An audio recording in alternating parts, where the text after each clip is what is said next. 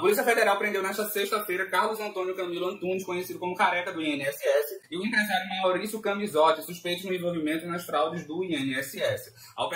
Na operação foram apreendidas esculturas eróticas,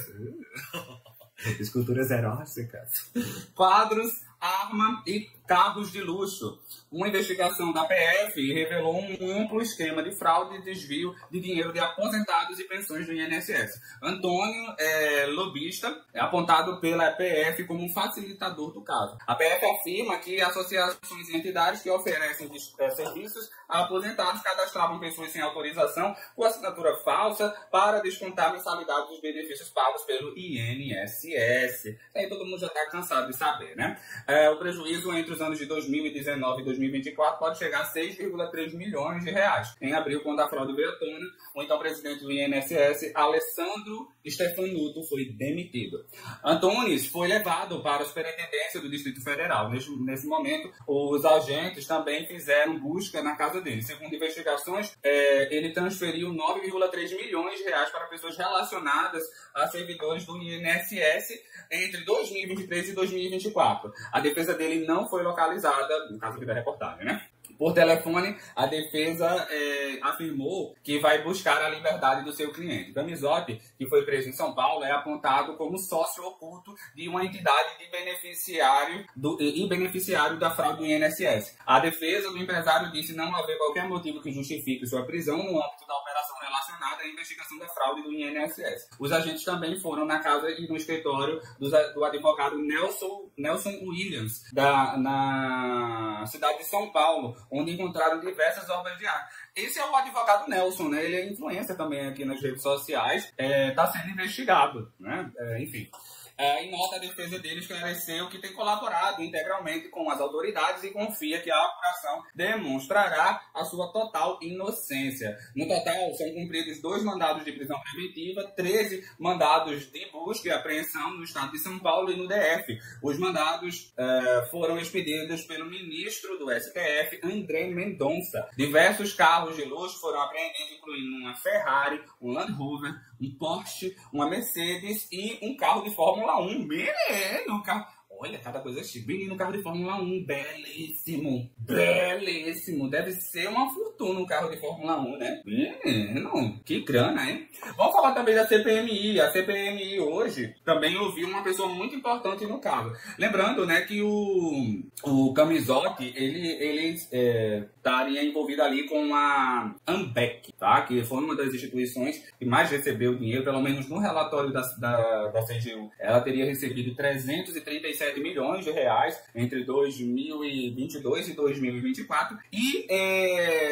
números mais atualizados, porque elas também estavam fazendo desconto ainda esse ano, né? Pode chegar a 500 milhões de reais que ela teria feito em descontos associativos, e nas pesquisas que foram feitas no caso dessa empresa, 100% das pessoas disseram desconhecer os descontos, né? Tá lá no relatório da CGU, se eu não me engano, na página 20. Eu já li tanto esse relatório, já estou ficando com ele na cabeça. Mas vamos falar da CPMI também, né? Na segunda parte do depoimento da CPMI do INSS, o ex-ministro da Previdência, Ahmed Mohamed Oliveira, negou participação nas fraudes e ligação com entidades que lesavam aposentados e pensionistas. Assim como eu falo para o Lupe, eu falo para qualquer um outro. Esses ministros, no mínimo, foram incompetentes. Incompetentes. E vai pro Lupe também, beleza? Temos que falar, tem que dar nome aos bois. O negócio estava na cara, os indícios estavam na cara, não fizeram, no mínimo por incompetência, quando não muito por conivência. Dito isso, sigamos aqui. Ele admitiu nesta quinta a capacidade limitada da pasta para verificação de acordos de cooperação técnica com associações que praticaram descontos indevidos em benefícios, mas negou participação em irregularidades. Oliveira foi ministro da Previdência em março de 2022 a janeiro de 2023, durante o último ano de governo Bolsonaro. Também ocupou a diretoria de benefícios e presidiu o INSS. Inclusive, enquanto ele era diretor da diretoria de benefício, ele chegou a autorizar 3 3 ACTs. 3, tá? Eu nem lembro que eu tenho... Nossa, eu tenho tanta coisa aqui, meus amores. Tanta coisa. Vocês estão passadas. Dedo na tela em nome de Jesus. Quantos likes vocês me deram aqui? Por que vocês não me deixam chegar aqui nos 20 mil enquanto a gente tá conversando sobre isso? Então, tap na telinha em nome de Jesus, tá? Deixa eu pegar aqui, ó.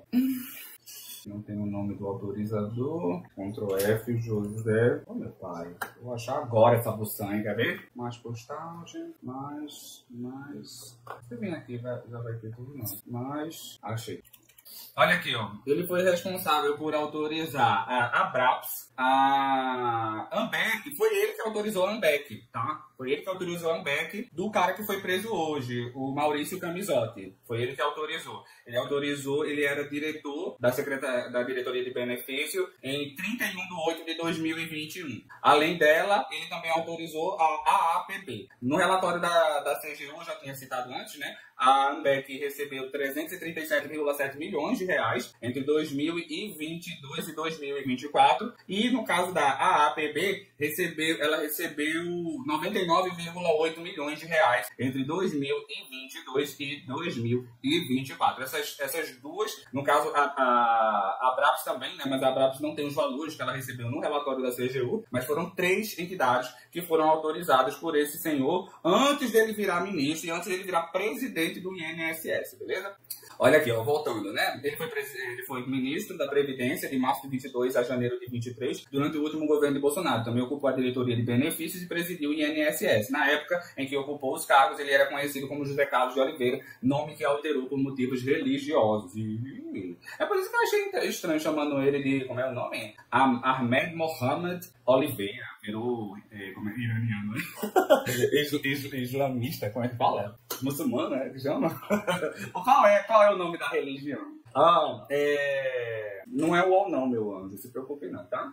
Esse aqui é o relatório, esse aqui é o resumo do depoimento dele na CPMI, tá? Eu sempre busco essas informações no site do Senado. Para que eu vou buscar reportagens, eu posso buscar a fonte primária, né? Não seja ignorante, não.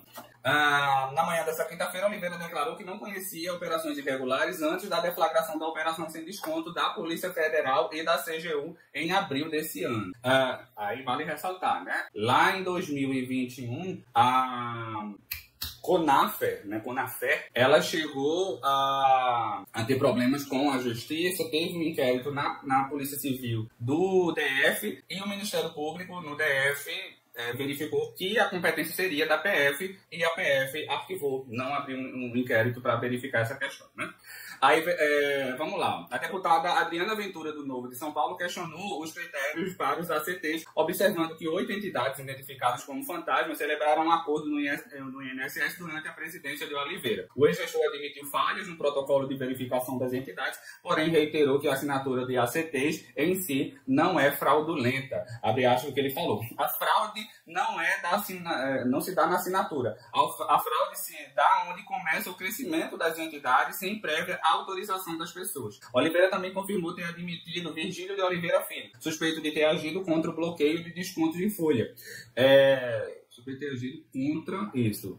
Como consultor jurídico do Ministério da Previdência, com base na experiência do procurador em governos anteriores. Declarou também que há instrução normativa e decretos válidos que poderiam ser aplicados para permitir a revalidação de ACTs, se não estariam sendo seguidos pelo governo atual.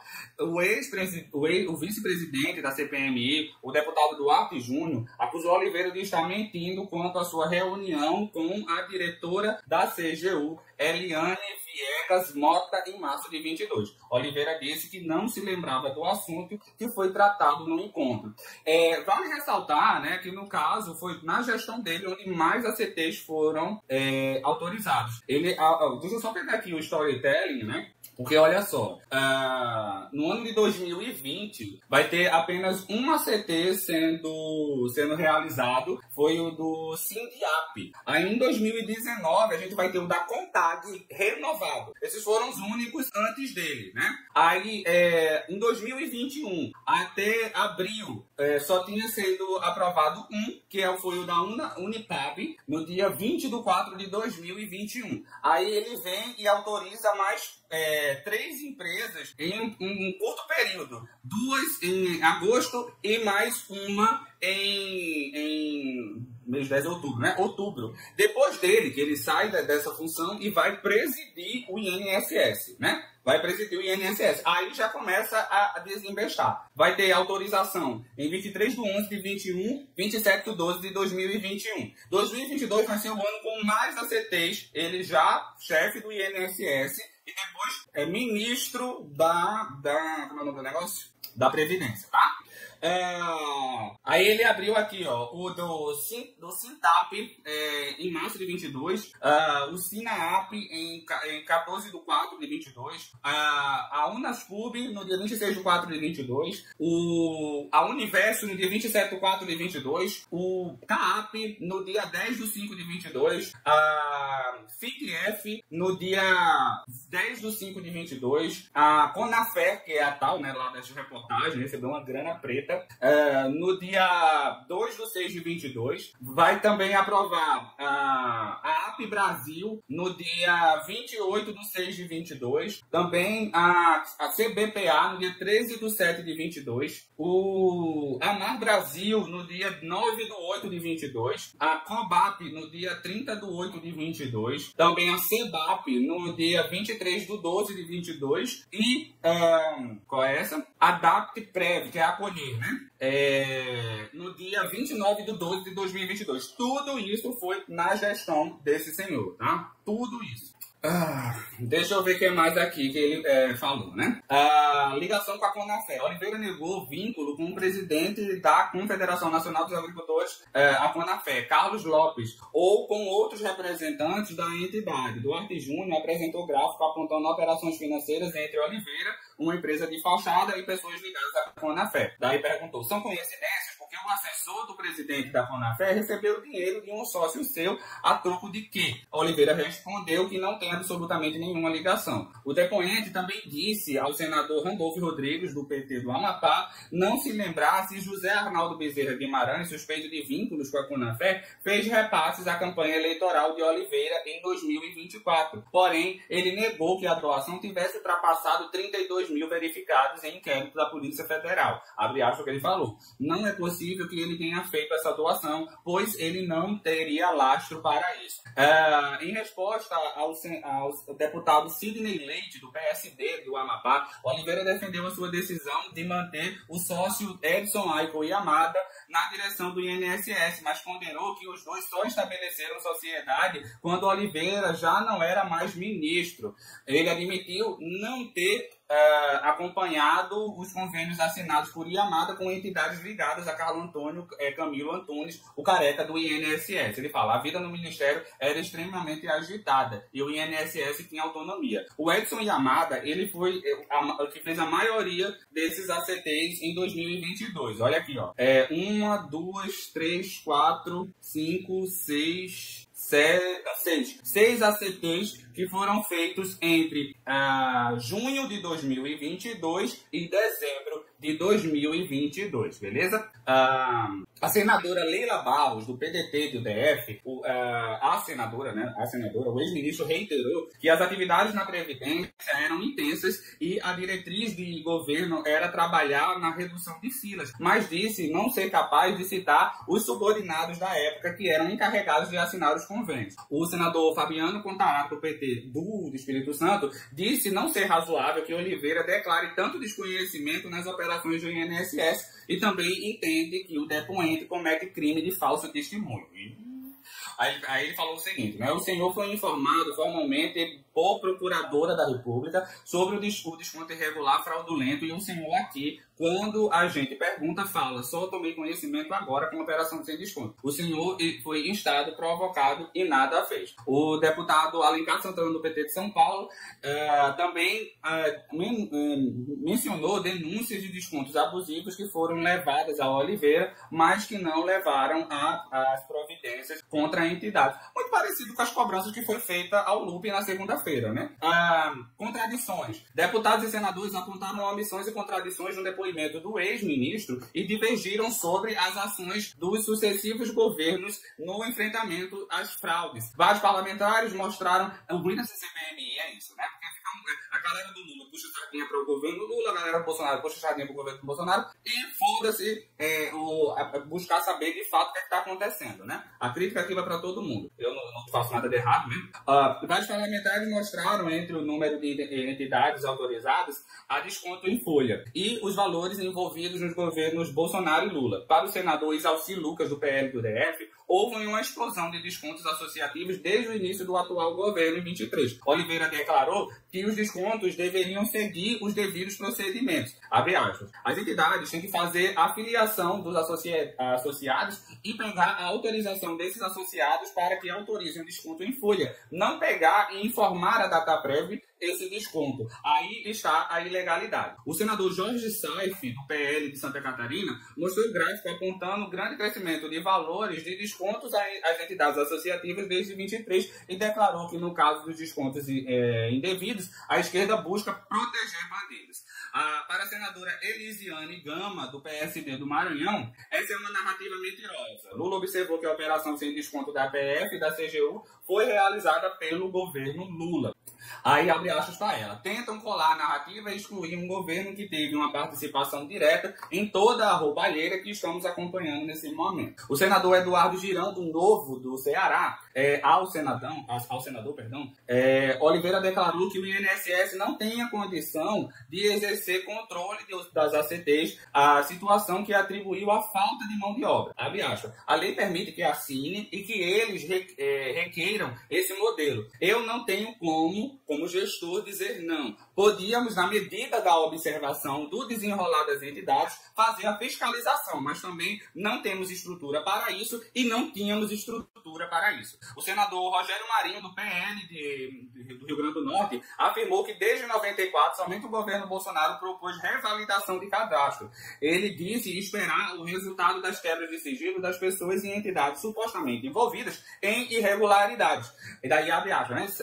Vamos seguir o dinheiro, vamos ver quem de fato foi beneficiado. Girão questionou a atuação de Oliveira na MP 1107 de 22, sancionada como Lei 14.438 de 22. Oliveira, na época, emitiu uma nota recomendando a sanção da norma, incluindo uma emenda que teria afrouxado o controle sobre os descontos. Essa era uma coisa que o senhor tinha o dever de pedir para ele, Bolsonaro, vetar esse jabuti. Oliveira defendeu sua atuação. Estamos colocando os holofotes em cima daquilo que não fizemos. Mas, e o universo de coisas que fizemos? Pergunta ele, né?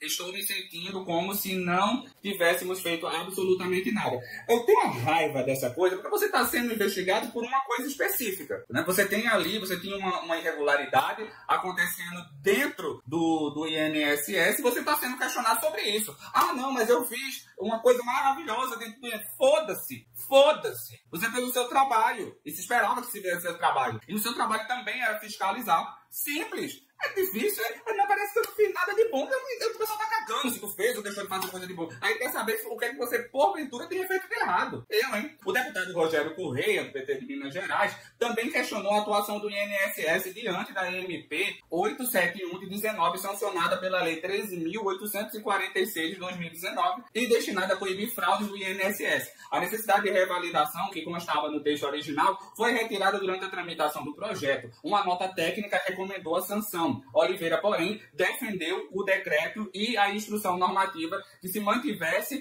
e a possibilidade de revalidação. Enfim, né? Esse daqui foi o ministro que mais teve a autorização desse porque ele até fala aqui durante o depoimento dele o seguinte, né? Gente, não tinha como fiscalizar esse tipo de coisa. Mas, cara, você também vai ser questionado porque tanto ACT, assim como o Lupe também tem que ser questionado nesse sentido, porque também teve muito ACT em 2023, né? Então você vai ter que questionar essa galera, por que tanto ACT? Porque a questão é, ok, talvez você possa questionar, não ter funcionário suficiente para isso. Mas em 2019, um ACT, 2020, um ACT, 2021 abriu a porteira. 2022 foi o ano que mais teve a CT celebrado, que foi justamente na tua gestão. E daí você vai questionar também o lucro, porque em 2023 também teve tanta CT sendo celebrada. Não é verdade? Então são coisas que vão se questionar essas pessoas. Aí fica pensando, ok, mais uma vez, no mínimo, assim como eu falo do looping, né? Eu falo desse senhor José Carlos de Oliveira. No mínimo, vocês foram incompetentes. No mínimo. Esse é o mínimo que se pode atribuir a vocês, tá? E não vem nada, não, porque a gente fez tanta coisa boa, parece que eu só fiz coisa... Ai, que lascar, menina, fresca.